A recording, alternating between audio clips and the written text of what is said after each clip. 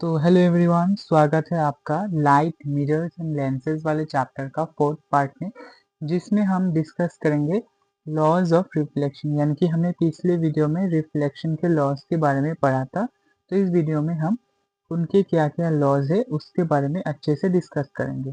ठीक है, let us now repeat an activity which we did earlier in grade 7। हमने class 7 में भी ये एक्टिविटी किया था, जिसमें हम लॉज ऑफ रिफ्लेक्शन यानी कि लाइट का जो रिफ्लेक्शन होता है उसके क्या क्या लॉज है उसके बारे में हमने पढ़ा था।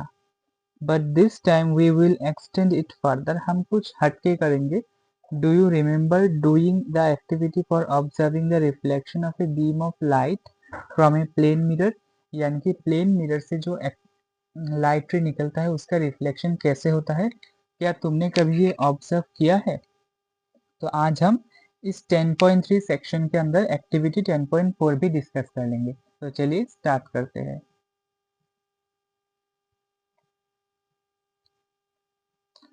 Collect a plane mirror with stand, a torch and a comb, a paper clip to hold the comb upright. तो हमें क्या करना है, एक प्लेन मिरर ले लेना है, यानी कि एक सीधा आईना जो कि प्लेन हो यानी कि कर्व्ड नहीं हो, और एक स्टैंड ले लेना है, कोई भी हार्ड चीज जिसके आगे तुम अपने आईने को सपोर्ट दे सको। एक टॉर्च ले लेना है, ठीक है, और एक कंघी ले लेना है आपको, कॉम्ब यानी कि कंघी। एक पेपर का क्लिप भी ले लेना है। A sheet of white paper and a sheet of black paper. एक व्हाइट पेपर लेना है और एक ब्लैक पेपर लेना है। As you did earlier, make a thin slit by covering all opening of the comb using black paper except for one in the middle. तो black pepper से तुम्हें क्या करना है, कॉम्ब का जो जो भी ओपनिंग है उसको कट कर लेना है, सिर्फ मिडिल को छोड़ के। Spread a sheet of white paper on the table, place the plane mirror upright on it. Table में व्हाइट पेपर बिछा दो जैसा कि आपको डायग्राम में दिख रहा है और प्लेन मिरर को उसके ऊपर से स्ट्रेट रख दो। Using the thin slit and torch obtain a thin beam of light along the paper and adjust it to fall upon the mirror as shown in figure। तो तुम्हें क्या करना है, उस पेपर के बीच से टॉर्च को मारना है, क्योंकि टॉर्च का लाइट बहुत ही फैलता हुआ आता है, तो हमें एक इसको स्ट्रेट लाइन वाला बनाना होगा। ठीक है, यानी कि मोनोक्रोमेटिक, जिसको हम बोलते हैं मोनोक्रोमेटिक, यानी कि वो एक स्ट्रेट पाथ में ट्रेवल करेगा। जैसे कि टॉर्च का लाइट क्या होता है, सारे डायरेक्शंस में जाता है, तो हमें ऐसा नहीं चाहिए, वो एक पर्टिकुलर डायरेक्शंस में ही जाए। तो हमें उसे बनाने के लिए क्या करना होगा, कोम्ब का जो थिन ओपनिंग होता है ना, उसके जैसे पेपर को कट करना होगा। ठीक है, नेक्स्ट सेक्शन को पढ़ते हैं। क्या दिया गया है, now move the slit and torch slightly so that the beam of light falls at a different angle on the mirror. Does the reflected beam of light also shift? क्या अगर हमने हमारा डायरेक्शन, लाइट हम जिस direction से गिरा रहे हैं उसका डायरेक्शन चेंज करने से रिफ्लेक्टेड लाइट का डायरेक्शन चेंज हो रहा है या नहीं? तो आंसर है हो रहा है। ठीक है, ये तुम अपने घर में करके देखना, ये बहुत ही इजी सा एक्टिविटी है। तो इससे हम क्या सीख सकते हैं? ठीक है, इससे हम बहुत कुछ सीख सकते हैं। देखिए क्या क्या सीख सकते हैं। Make the beam of light fall on the mirror at different angles and observe how the direction of the reflected beam changes. हमें क्या करना है, डिफरेंट डिफरेंट एंगल्स पर उस लाइट, रिफ्लेक्टेड लाइट और इंसिडेंट लाइट का डायरेक्शन और angle note करना है। To understand this better, let us draw this on a paper step by step. But before doing that, let us learn how to represent light. हमें ये अच्छे से समझने के लिए उसको पेपर में ड्रॉ कर सकते हैं, और उससे भी पहले हमें जानना होगा कि हम लाइट को कैसे रिप्रेजेंट करते हैं। ठीक है, We often represent light by straight lines with arrows or rays। तो हम लाइट को ऐसे रिप्रेजेंट करते हैं, एक रे बना देते हैं।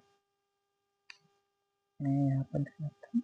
ठीक है, जैसे कि आप यहाँ पर देख सकते हैं, ये दोनों हमने एरो लगाकर डायरेक्शन शो किया है, और ये दोनों आपका लाइट हो गया, और मिरर को हम ऐसे रिप्रेजेंट करते हैं, ऐसे करके ऐसे ऐसे दे देते हैं, ठीक है। Rays indicate the path along which light travels. Do you remember learning earlier that the light travels along a straight line? हमने क्लास 7th में भी पढ़ा था कि लाइट हमेशा स्ट्रेट लाइन में ट्रेवल करती है। Draw a line showing the position of the plane mirror. Also draw lines with arrows, rays indicating the beam of light falling on the mirror and the reflected beam of light as shown in figure 10.9a. यानी कि हमें incident light, यानी कि जो light रे हम mirror पर गिरा रहे हैं उसका डायरेक्शन भी हमें शो करके पेपर में ड्रॉ करना होगा, और जो लाइट मिरर से रिफ्लेक्ट होकर बैक आ रही है उसका भी डायरेक्शन शो करके हमें पेपर में ड्रॉ करना होगा, ठीक है। तो the ray of light that falls on the mirror is called the incident रे। जो लाइट रे मिरर पर गिर रही है उसको हम बोलेंगे इंसिडेंट रे, और जो लाइट रे मिरर से रिफ्लेक्ट होकर जा रही है उसको हम बोलेंगे reflected ray. The ray of light that comes back from the mirror is called the reflected रे, ठीक है।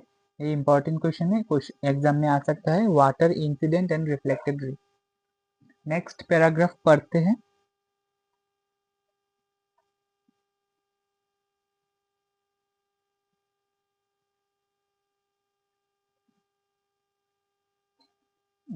हाँ, यहाँ से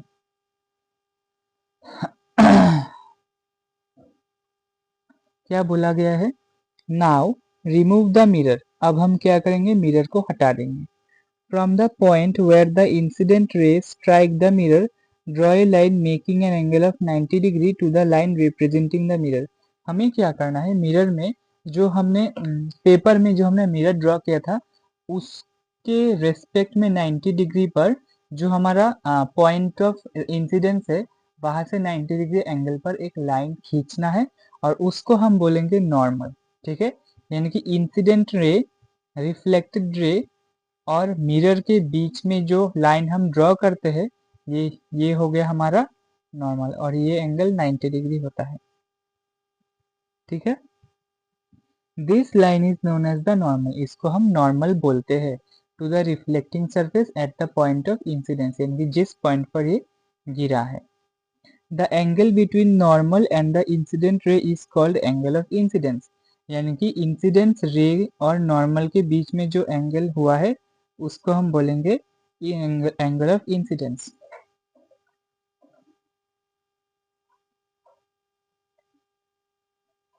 ठीक है। और इसको हम थीटा से डिनोट करते हैं। The angle between the normal and the reflected ray is known as the angle of reflection. Same उसी तरह रिफ्लेक्टेड रे और नॉर्मल के बीच के एंगल को हम बोलेंगे एंगल ऑफ रिफ्लेक्शन।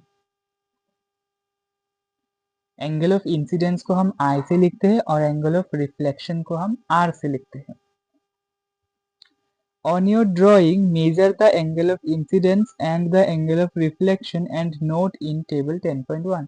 हम अपने ड्राइंग में दोनों एंगल को मेजर करके लिखना होगा। Repeat the activity several times by changing the angle of incidence। Angle को चेंज करके करके हमें एक्टिविटी को रिपीट करना होगा।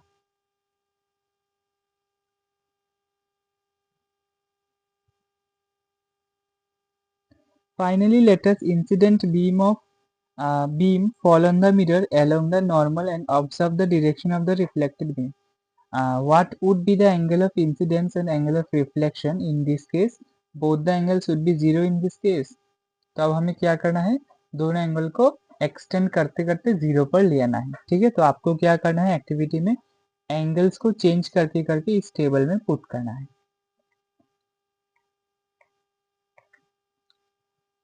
नेक्स्ट क्या लिखा है, do you notice that both angles in table 10.1 are nearly equal. तो हमें क्या देखने को मिलेगा कि दोनों एंगल्स आपस में बहुत पास पास हैं। If done carefully the experiment shows that angle of incidence is equal to the angle of reflection. This is a law of reflection, ठीक है। यानी कि ये इस लॉ से हमें ये पता चलता है कि एंगल ऑफ इंसिडेंस यानी कि जो हमारा एंगल आई होता है वो इक्वल होता है एंगल आर के, और यही है हमारा first law of reflection. Second law हम एक्टिविटी 10.5 में डिस्कस करेंगे। जो कि होगा हमारा नेक्स्ट वीडियो में। एक्टिविटी 10.5 हम नेक्स्ट वीडियो में डिस्कस करेंगे।